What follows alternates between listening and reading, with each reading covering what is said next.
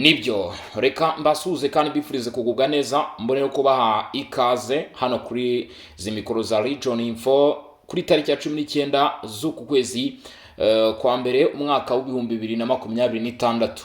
Abarwanyi mu twe twaje mu 2023 barimo barahura n'uruva gusenya ibice baruhiye, ibice byaguyeho umubare mwinshi w'abarwanyi. Igice reka tuvuge Uvira yonyine gusa, tureko kuvuga izi za Ruvungi ndetse n'ahandi. Iyi Uvira M23 here mu kwezi kwa kabiri gutyo gushyira mu kwa gatatu igerageza ngo irebe ko yakwinjiramo, yaje kubasha kuhagera byibuze ku itariki 9 z'ukwezi kwa 12. Ubwo urumva amezi yose yarashize, urumva uko byagiye bigenda. Mu kwigeramo nta minsi 30 yari ishize M23 isohotsemo, bishano kwigiraho ingaruka zikomeye cyane by'uko ishano gutakaza cyangwa se guhomberamo uduce turimo na za Bukavu nk'uko byakomeje kugenda bivugwa. Iyi Bukavu ntabwo iri muri kilometero 75 Leta Zunze Ubumwe za Amerika bavuze cyangwa se twasobanura ko basabye ko basubira inyuma, ariko ikigomba ko wamenya cyangwa se kiriho niki ikiriho nuko ubu ngubu ugomba kubimenya ko ibice birimo Kiriba, ibice birimo Sange byamaze kugira iki, byamaze kuba byafatwa n'igisirikare cya leta ya Kongo FARDC bafatanyije na Wazalendo, bafatanyije n'ingabo z'u Burundi. Utwo duce bamaze kutwibikaho utayari kuri tariki ya 19. Kuba badufite nyuma y'Uvira biragaragaza ko mu by'ukuri imyanzuro yafashwe irimo iranagenda yongera imbaraga. Mu by'ukuri aba basore bakumva ko bashyigikiwe, ndavuga FARDC, ndavuga Wazalendo, ndavuga izo ngabo z'u Burundi. Amakuru avuga ko iki cyerekezo Ruvungi, Kamanyura, Bukavu hari uduce byanze bikunze izi nyeshyamba zigomba ko bazavamo. Kilometero 75 ziragarukira Kamanyura, kandi mu gusubira inyuma ngira ngo muri kubona ko n'ubundi uyu mutwe wa 23 wari wafatiwe ikintu bita ambarigo, cyangwa se wari wamaze kugenda ugabwaho ibitero. Mwumvisha ibiri kuba muri teritwari ya Warikare, ibyo igisirikare cya leta ya Kongo FARDC barimo kuhakorera mw'abantu mwe, drone ziteye ubwoba zirimo zirarasa hariya. Ngira ngo ibyo mwaba mwabyumvishe mwese. Ibyo biragaragaza ni muri Kasopo, biragaragaza ko koalisiyo ya Kinshasa yari ifite gahunda yo gukomeza kwerekana ishusho ndetse n'isura y'uko urugamba rugomba kuba rwagenda. Ikindi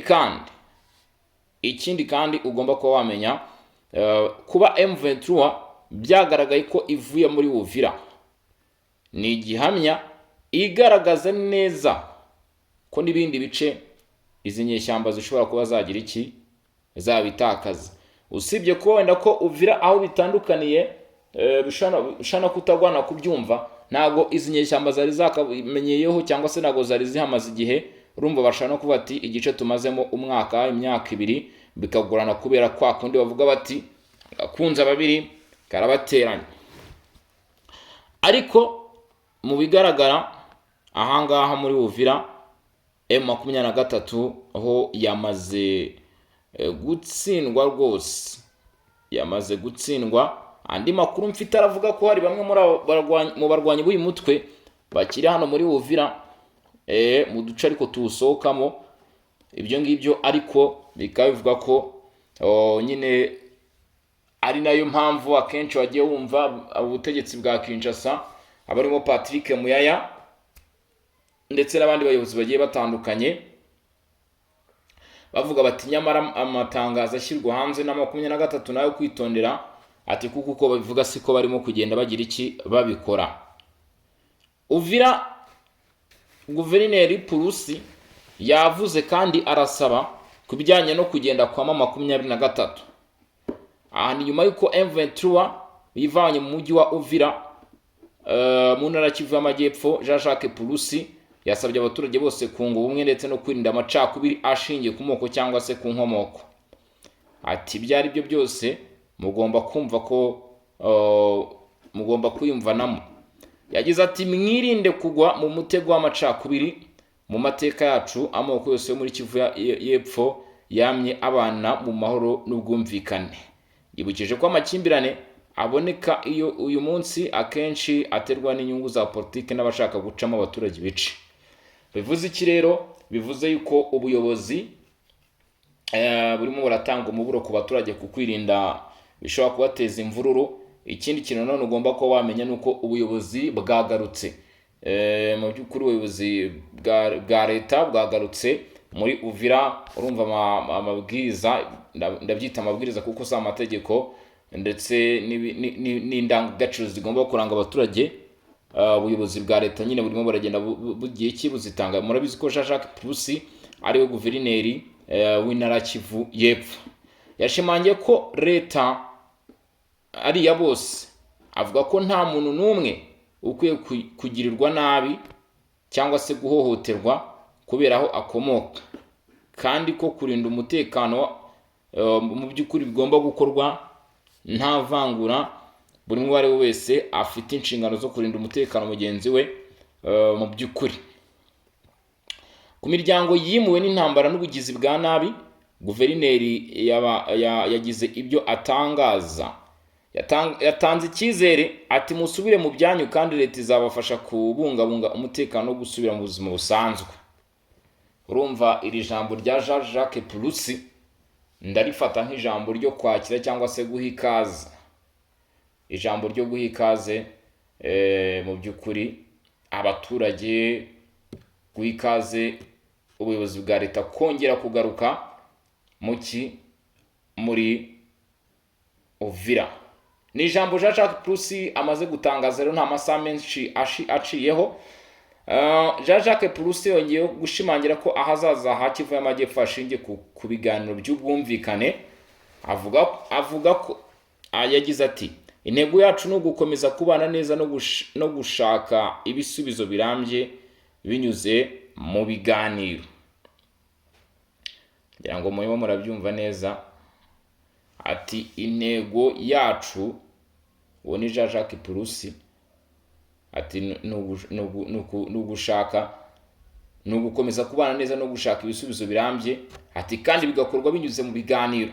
Mu ijambo yagejeje ku rwego rw'akarere yasabye abaturage ahanga muri Repubulika ya Demokarasi ya Kongo barimo Abanyarwanda, Abarundi guhagarika aya mahano bagafatanya kubaka mu mahoro iterambere ndetse n'ejo hazaza basangiye. Iryo ni ijambo Jean-Jacques Purusi atangaje, avuga ko ari ijambo ryo kwakira mu by'ukuri ubuyobozi muri Uvira, cyangwa se kongera gusubira muri Uvira k'ubuyobozi bwa guverinoma.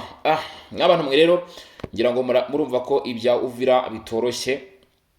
Comment zirafunguye gutanga ibitekerezo rwose kuri iki kintu gikomeje kugenda cyumvikana hano muri aka gace. Ariko nkubwira yuko mu makuru yakomeje kugenda amenyera mu by'ukuri amenyekana, ntago FARDC yigeze yirara ngo ivuga ati turaza guhita twinjira. Baravuze ati inyeshyamba zirasohotse. Ubuyobozi bwa guverinoma bwabikoze mu by'ukuri mu buryo bwa kinyamwuga, kandi amayira akomeye cyane mutamenye habanjemo abitwa Wazalendo. Murabizi ko bangaba bafite mu by'ukuri detente yuko minota mike ushana gusanga bihinduranyije n'abasivile ntumenye ngo byagenze bite, kuko abenshi usanga batuye no muri ibice. Abangaba rero baraje mu by'ukuri bivuga ko bari baje gukora ubutasi ngo bakurikirane barebe uko bihagaze kabisa. Andi makuru rero aravuga ko kugeza uyu munsi turacyari muri Kivu y'Amajyepfo, umujyi wa Kiriba. Ni nyuma ya Uvira noneho ngo Kiriba, aho ingabo za leta Repubulika ya Demokarasi ya Kongo FARDC zifatanyije n'imitwe ya Wazalendo zinjiye mu mujyi ku buryo bushimishije. Zakiriwe impundu n'ibitse n'ibyishimo n'abaturage ba civile. Abaturage bagaragaje akanyamuneza kenshi ku maso bishimira kugaruka kw'ingabo z'igihugu zibona nk'ababohoye, ndetse n'icyizere cy'uko umutekano ugiye kongera kugaruka muri ako gace, kamwe mu duce two muri Uvira, ubwo ni Kiriba. Bigaragara ko abaturage bari bamaze iminsi rwose ku kibazo gikomeye cyane n'igitutu, ndetse kuba ubuyobozi bwa guverinoma bwagarutse wongeye kubyishimira. Abaturage bagaragaje akanyamuneza, ababyina barabyina, abaririmba bararirimba, rwose ubona ko ibintu byari byiza ibintu byari byiza cyane. Ubwo FARDC igisirikare cya leta ya Congo bongeraga gukora igikorwa cyo kugaruka muri uyu mujyi, bakavuga bati ubuyobozi buragarutse. Bati ubuyobozi buragarutse. Rero ibyo ni bimwe mu bintu biri kugenda byishimirwa hano muri utu duce. Twari tumaze iminsi turi mu maboko n'ibiganza by'inyeshyamba za M23. Dukomeza tureba rero uko bihagaze, dukomeza tureba kuko mu by'ukuri aya makuru birasaba kugenda tuyatangaza akantu ku kandi rwose. Reka nkubwire nawe uko byifashe.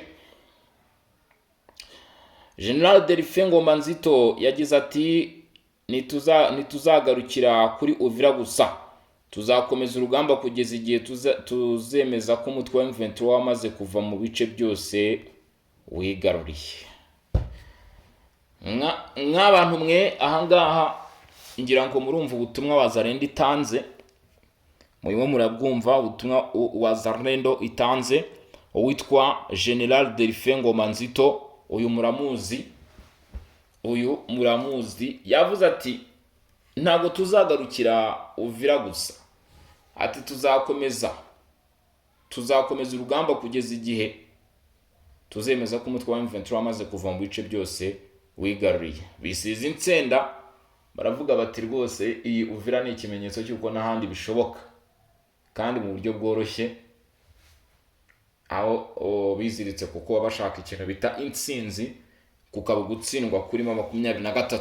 Aya magambo agaragaza ubushake ndetse n'umwanzuro w'ingabo za Repubulika ya Demokarasi ya Kongo nabo bafatanya mu cyitwa kubungabunga ubusugire bw'igihugu cyose ndetse no gukuraho burundu imitwe yitwaje intwaro ihungabanya umutekano n'amahoro mu baturage. Nk'uko byavuzwe rero cyangwa se byakomeje kugenda bigarukwaho, byakomeje kugenda bigaragara, Wazalendo bo bararitsize baravuze bati twebwe ntabwo biza kugarukira aha, dufite gahunda ndende. Muramwumvishe Delphin Ngoma Nzito avuga ati abasore banjye nanjye dufite gahunda yo kugira yo gusubirana ubutaka bwose bw'iki gihugu. Ati iyo gahunda irahari cyane kabisa. Ariko kimwe mu bintu ugomba kuba wamenya kugeza kuri isaha uyu munsi tariki 19 z'ukwezi kwa mbere, nuko mu by'ukuri ubuyobozi bwa guverinoma, ubwo turavuga nyine ubuyobozi bwa leta muri rusange, bwamaze kugaruka. Biragaragara rwose ko ubuyobozi bwamaze kugaruka muri uyu mujyi. Ndibaza abaturage babyakiriye bate? Sinzi niba hari umuntu waba udukurikiranye ariyo cyangwa se wavuye cyangwa se mu by'ukuri ufite amakuru yaho wabaganira n'umuturage waho, apana ibyo muri rusange akumva imva mutima ze zihariye, ze kutubwira muri comment cyangwa se uko babyakiye. Ariko mu bigaragara mu makuru yatanzwe muri rubanda cyangwa se yashyizwe ahagaragara, abaturage bose baragaragaza akanyamuneza ndetse no kwishimira ko ubuyobozi bwabo bwaba bugarutse, ndetse bamwe bakavuga bati ibikorwa by'urugomo byari byatangiye kugaragara ahangaha. Ati ibyo byose bigiye kugenda kandi tuzajya tuba turindiwe umutekano. Urumva icyo kintu kuba mu by'ukuri abaturage babasha kukivuga bigaragaza ko nyine byari bikenewe. Baravuga bati ntabwo dushaka ko Uvira yakomeza kuba nk'indi mijyi yose yagiye ifatwa cyangwa se iri mu biganza kugeza uyu munsi bya M23. Ati icyo kintu rero twebwe ntabwo tugize ntabwo tugishaka. Ijambo rya Guverineri Jean-Jacques Purusi amaze gutangaza, nkeka ko rikubiyemo byinshi mu bisobanuro byifuzwa byose ku bijyanye n'iki kibazo kiri hano mu burasirazuba bwa Repubulika Iharanira Demokarasi ya Kongo mu mujyi wa Uvira. Murabizi ko Uvira iri mu byatumye kugeza uyu munsi iki kibazo cyongera kujya ku rundi rwego cyangwa se gufata indi ntera nk'uko byakomeje kugenda bigaragara, cyangwa se nk'uko binagaragara kugeza na n'uyu munsi, kuko nkeka ko ntaho byageze ntaho byagiye. Ku bantu mudukurikiranye rero nkomeza kugenda mbabwira nti mukande subscribe cyangwa se sabone, ariko nkomeza kugenda babwira nti nimwibagirwe gusharinga. Ibyo byose ni ingenzi cyane kuri buri umwe udukurikirana. Ni kuri John Info Ngende Bosco, kandi mwibagirwe no kunyarukira kuri Barore TV naho mukande subscribe. Abamaze kugerayo bravo, ni iby'agaciro gakomeye cyane kandi ni iby'ingenzi. Hanyuma rero reka dukomeze turebe icyo ubuyobozi bwa guverinoma bukomeje kugenda buvuga aho bugereye mu mujyi wa Uvira nyuma y'iminsi batawukontorora cyangwa se harimo inyeshyamba za M23. Uko bimeze rero kugeza kuri tariki ya 19 nk'uko nakomeje kugenda mbivuga,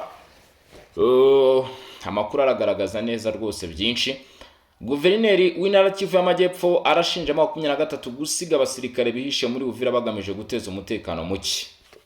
Uko babizi ko ngo guverinoma igiye kuhagaruka, bavuze bati reka dusigemo abantu bagiye kugaragaza isura mbi cyangwa se ishusho mbi bangiza ibintu bayikora iki. Ibyo byavuzwe na Jean-Jacques Purusi. Guverineri ubuyobozi bw'Intara Kivu y'Amajyepfo buyobowe na Jean-Jacques Purusi Sadiki batangaje ku cyumweru ko nubwo umutwe wa 23 wavuze ko wavuye mu mujyi wa Uvira, hari abasirikare wabo bakishe muri uwo mujyi. Yagize ati dukurikije amakuru dufite, hari bamwe mu barwanyi ba FC23 bakiri Uvira bihishe mu bice bitandukanye by'umujyi bambaye imyambaro isanzwe y'abasivili ariko bitwaje intwaro. Guverineri yavuze ko abo barwanyi bafite umugambi wo guteza akajagari, gukora ibyaha, gusahura ndetse no kwica abaturage kugira ngo bazabashe kubona impamvu yo kugaruka mu mujyi. Yanavuze ko hari amakuru yuko hashobora kuba haratezwe ibisasu byo mu butaka, asaba abaturage kwitwararika cyane. Yerekanye ko hari ahantu hahamye hafashwe n'abo barwanyi harimo Katongo, Kigongo, Makobora ya mbere n'iya kabiri ndetse n'imisozi ya Kivovo iri mu mujyi wa Uvira. Hari ahahamya ibyo bikorwa. Guverineri kandi yatangaje ko abandi barwanyi basubiye inyuma berekeza ahitwa Sange, Ruvungi ndetse n'uruganda rw'isukari rwa Kiriba hafi kilometero 13 uvuye Uvira, aho yavuze ko ibi ari ukuhonyora ku mugaragara amasezerano no guhagarika imirwano, kuko ayo masezerano ateganya ko AFC/M23 yagombaga kuva kuri kugeza Kamanyora ikava Burundi muri Uvira. Mu butumwa bwe guverineri yahamagariye abaturage gutuza ndetse no kubana mu bumwe, aburira abantu kwirinda ivangura cyangwa gutoteza abandi bishingiye ku nkomoko yabo. Yanasabye abaturage gukurikiza gusa amabwiriza atangwa n'inzego zemewe ndetse n'ubuyobozi. Ibi byatangajwe mu gihe umutekano wari muke cyane Uvira. Ku cyumweru habaye ibikorwa byo gusahura mu bice bitandukanye by'umujyi, aho urubyiruko ngo rwinjiye mu nyubako rujyana ibintu bitandukanye nk'uko byemejwe n'abatangabuhamya. Mu gitondo ngo habumvikanye amasasu inshuro nyinshi bitera ubwoba abaturage no kongera ibikorwa byo gusahura inyubako zimwe na zimwe. Leta nazo ngo n'inyubako za leta zarasawe nk'uko amakuru aturuka ku babyegera bivuga. Kubera izo mpamvu z'umutekano muke, amaparuwasi menshi ya Kiliziya Gatolika harimo na katedrali ya Uvira ntiyabashije gutanga cyangwa se ntabwo habayeho misa ku cyumweru kubera ikibazo cy'umutekano. Kugeza ubu ntiharamenyekana neza abagenzuraga umutekano wo mu mujyi. Bamwe mu baturage bavuze ko babonye urubyiruko rwivuga ko ari imitwe ya Wazalendo mu bice bimwe by'umujyi, mu gihe ingabo za Leta Repubulika ya Demokarasi ya Kongo FARDC zaje gutangaza ko zigaragara muri Uvira. Ibi byabaye umunsi umwe nyuma y'uko kuwa gatandatu habonetse umubare mwinshi w'abarwanyi wa 23 bava Uvira bagaragaye bambaye imyenda ya gisirikare bitwaje intwaro, bamwe bagenda n'amaguru abandi batwara amakamyo umubare wabo wageraga nibura kuri 300. AFC 23 yavuze ko abo bari itsinda ryayo rishinzwe kureba ndetse no kugenzura mu by'ukuri byari biri kubera muri uyu mujyi. Abo rero bakaba barawusohotsemo, ubu umujyi ukaba uri mu maboko n'ibiganza bya Wazalendo na FARDC. Utwo duce turimo Kiriwa ndetse n'ahandi natwo dukomeje kugenda dukurwamo twari dusigaye.